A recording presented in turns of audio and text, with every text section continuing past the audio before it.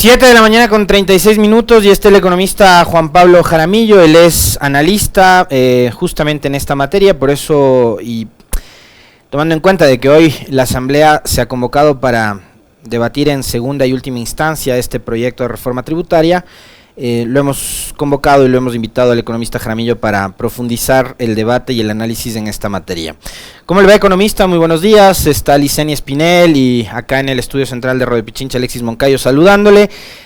¿Cómo llega este documento a esta instancia que es definitiva? Entiendo que no estaría listo para votación hoy, que probablemente la Asamblea extendería el debate hacia mañana y hasta el viernes, quizás, tomando en cuenta el número de intervenciones y demás, pero ¿cómo llega? ¿Mejorado o igual, peor de lo que estuvo en un inicio y de lo que fue el segundo envío?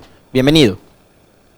¿Cómo estás, Alexis? Qué gusto saludarte a ti, qué gusto saludar a Licenia, qué gusto saludar a los pichinchanos y a todos los que nos escuchan por las distintas redes sociales. Bueno, tú preguntas cómo llega este proyecto de ley a este debate en el Pleno de la Asamblea Nacional.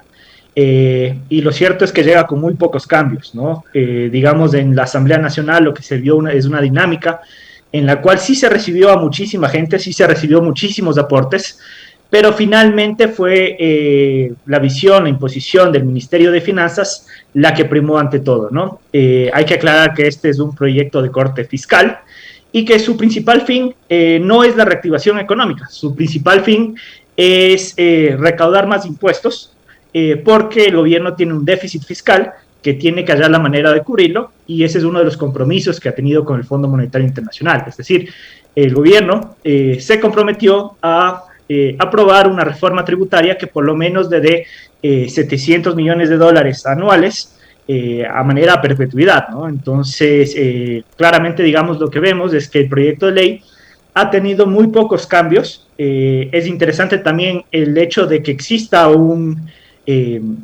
informe y un proyecto de ley de minoría, que en el caso de que no existan los votos en primera instancia para aprobar el de mayoría, tendrá que después entrar a un debate y ver si es que se aprueba este de minoría. Ahora, economista Jaramillo, este proyecto tal y como está, tiende a recaudar lo suficiente como para, digamos, cerrar esa brecha fiscal que existe, ese déficit enorme que hay, y finalmente, ¿quiénes terminan convirtiéndose en los que van a ayudar precisamente a cerrar esa brecha?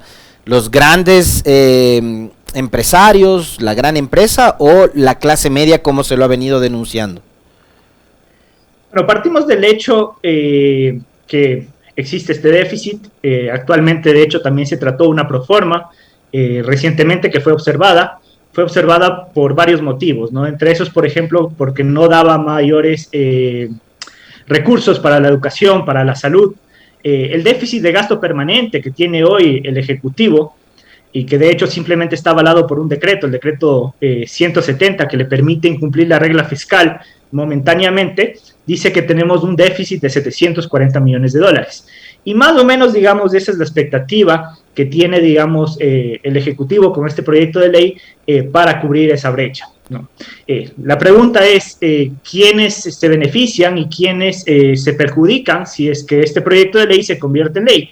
Y es claro que este proyecto de ley golpea a la clase media. ¿Por qué? Porque altera la fórmula en el cálculo del impuesto de la renta para las personas naturales, no topa prácticamente a las empresas, beneficia a ciertas élites porque genera algunos incentivos o algunos beneficios que antes no existían, y yo diría que no termina de solucionar el problema fiscal definitivamente, porque en gran parte de esa recaudación viene de contribuciones momentáneas, contribuciones al patrimonio que serán temporales y que no son a perpetuidad en el tiempo.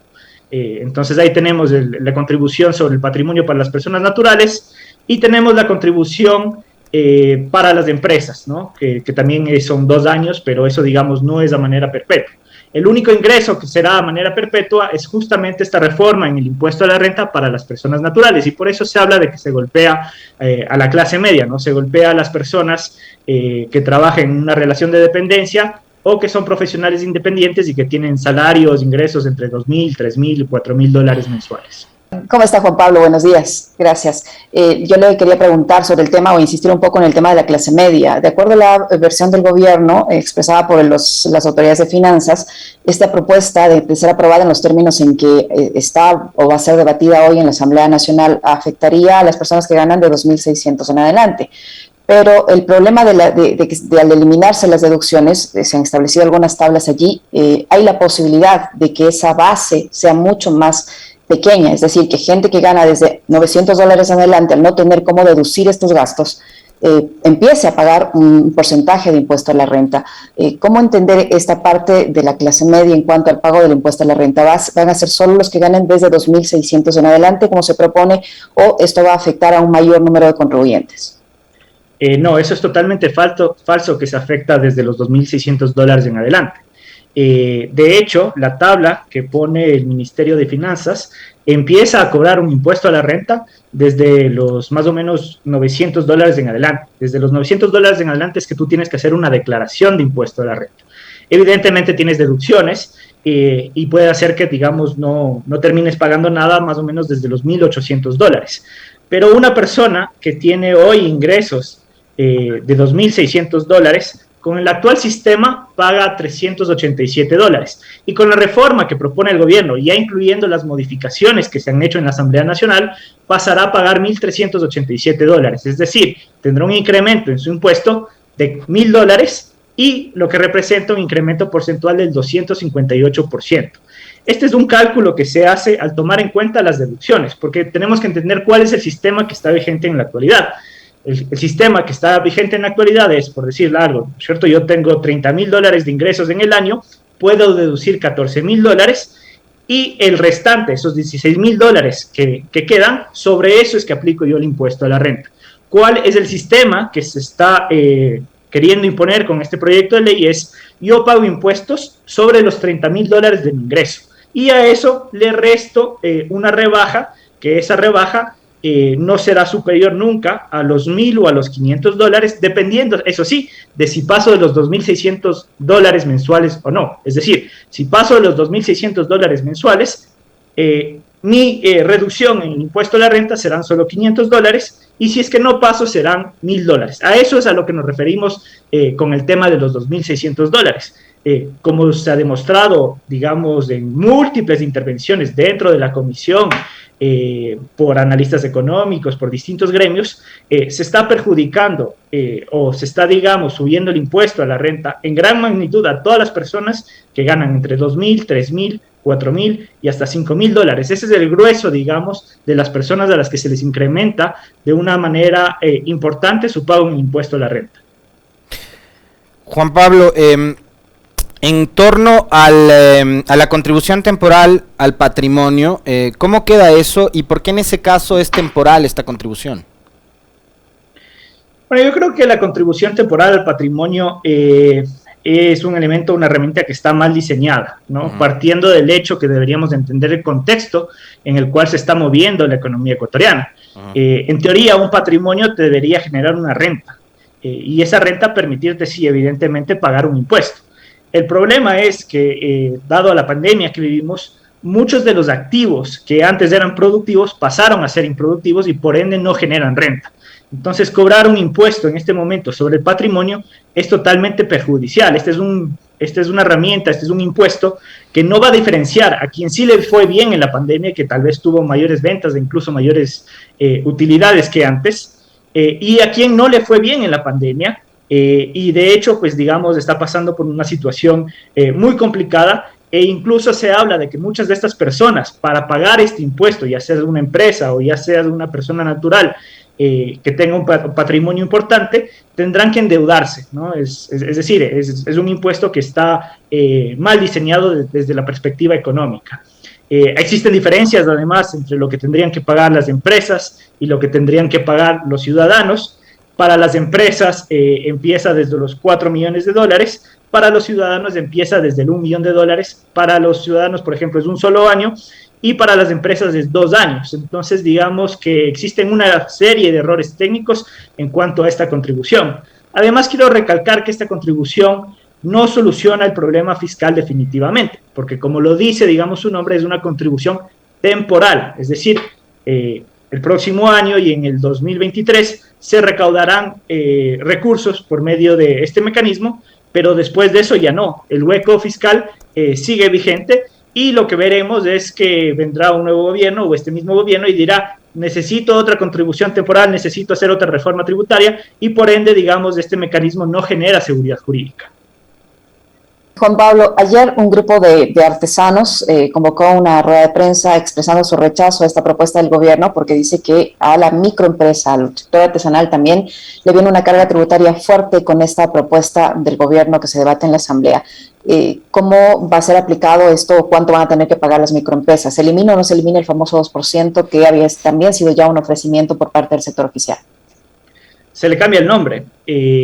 Bueno, teníamos este impuesto del 2% sobre los ingresos para las microempresas, es decir, negocios que generaban ventas de hasta $300,000 anuales, ellos pagaban el 2%. Esta ley, si bien, digamos, elimina ese artículo, después crea una serie de artículos en donde se crea un nuevo sistema para cobrar igual impuestos sobre las ventas sobre los microempresarios. Este nuevo sistema se llamará RIMPE y tendrá tasas que serán variables e irán desde el 1 hasta el 2%. Es decir, no existe la tal eliminación de este impuesto que conceptualmente lo que se criticó es que se grave las ventas y no las utilidades, sino que simplemente existe una alteración en la tasa del impuesto. Antes era el 2% y ahora va a ser un valor entre el 1% y el 2%. Economista Jaramillo, ¿por qué la propuesta del gobierno, a través de los ingresos permanentes, logra apenas recaudar algo que bordea los $700 millones, apenas, y el informe de minoría ha propuesto un plan mediante el cual se puede recaudar algo así como 1.200, 1.300 millones? ¿De dónde saldrían esos recursos permanentes que además le servirían al Estado para cubrir lo que tiene que ver con gastos permanentes también, que son pago de salarios, por ejemplo, del sector público? Sí, bueno, lo que ha propuesto el informe de minoría es algo que ya se utiliza, digamos, por ejemplo, en Panamá, y es tener un sistema de control sobre la renta presuntiva para los grandes contribuyentes. En el caso del Ecuador serían los 300 grupos económicos. Estos 300 grupos económicos mueven alrededor del 70% de la economía, de la facturación de la economía, y se concentran en 9.000 personas entre empresas naturales, o sea, entre empresas y personas naturales. Lo que pretende, digamos, este mecanismo es que se aplique un mecanismo de renta presuntiva, en el cual en el primer año estas empresas, que son parte de los grupos económicos, tendrían que pagar o lo que ya vienen pagando en su impuesto de la renta, que se calcula mediante, digamos, la utilidad y el 25% del mismo, o una renta presuntiva, que sería en el primer año el 2% de los ingresos, el segundo año el 3% de los ingresos y el cuarto año el 4% de los ingresos. En Panamá este mecanismo existe y de hecho es del 4.67%. Entonces, digamos, lo que se estaría instaurando es un mecanismo de control para que los grandes grupos económicos tengan una presión tributaria mínima, porque hoy tienes ciertos grupos económicos que no tributan más allá del 2% y tienes otros que sí tributan más allá del 2%. El análisis que hace, digamos, el informe de minoría, es decir, es por qué existe, digamos, un grupo económico que tributa el 2.6% sobre sus ingresos y por qué existe otro que solo está tributando el 1.6%. Entonces, lo que hace este mecanismo es, al que ya esté tributando el 2.6%, paga lo mismo, y el que está tributando 1.6% le subimos hasta que tribute al 2%, porque entendemos que está evadiendo y eludiendo impuestos, mediante, digamos, una planificación fiscal agresiva. Juan Pablo, en conclusión, esta normativa, si llega a ser aprobada hoy en la Asamblea Nacional, ¿a qué sectores beneficia? Si estamos diciendo que perjudica a la clase media, que una persona que gane sobre los $900 va a tener que al menos hacer una declaración de impuesto a la renta y que va a empezar a pagar quienes ganen de $1.800 en adelante, de alguna manera un porcentaje mínimo, pero van a tener que pagar lo que antes no pagaban por la eliminación de las deducciones, que se afecta a la microempresa. ¿A quién beneficia esta normativa entonces? Bueno, eso tendría que, digamos, esclarecer el gobierno, porque realmente ha tenido tantas críticas a este proyecto de ley que no se le encuentra un beneficio realmente. Beneficia, sí, digamos, a las arcas del Estado porque se cerrará el déficit, pero más allá de eso no existen beneficios puntuales. Existen, bueno, sí, digamos, algunos beneficios puntuales para unos sectores en específico. Por ejemplo, se está eliminando o, digamos, se está ampliando la exención que existe sobre el impuesto a las herencias. Hoy, digamos, si es que alguien recibe una herencia y esta viene de sus padres, está exento en el 50% del pago, la exención se está ampliando al 100% y esto evidentemente, digamos, beneficia principalmente a personas que reciben grandes herencias, no es a una élite muy reducida, a esas personas, por ejemplo, sí se benefician de esta ley. Se benefician también, digamos, personas que tienen su dinero o que han sacado su dinero del exterior y que no lo han regularizado, porque existe, digamos, este mecanismo para regularizar los activos en exterior. Esas personas también se van a beneficiar de esta ley. Y se van a beneficiar personas que mantengan deudas con el SRI, porque esta ley también plantea darle la competencia al SRI para que sus funcionarios puedan negociar con los deudores el pago de las deudas que están pendientes. Y esto es muy peligroso en términos de un largo plazo y en términos del combate a la corrupción, porque se le está dando la facultad a un funcionario público de transigir impuestos. ¿Qué significa esto? De negociar las deudas tributarias que tiene con cada uno de estos sujetos pasivos que no han pagado sus deudas y que son susceptibles a que existan nuevos actos de corrupción, porque un gran contribuyente que no ha pagado sus impuestos se va a ver tentado a dar una coima al funcionario para que llegue a un arreglo que sea beneficioso para él. ¿Por qué hay analistas, economistas Jaramillo, que señalan que esta reforma legal va a abrir la puerta a la regularización de la corrupción y del blanqueo y lavado de capitales? ¿Qué contiene esta normativa que, según ciertos economistas, habilitaría esta práctica?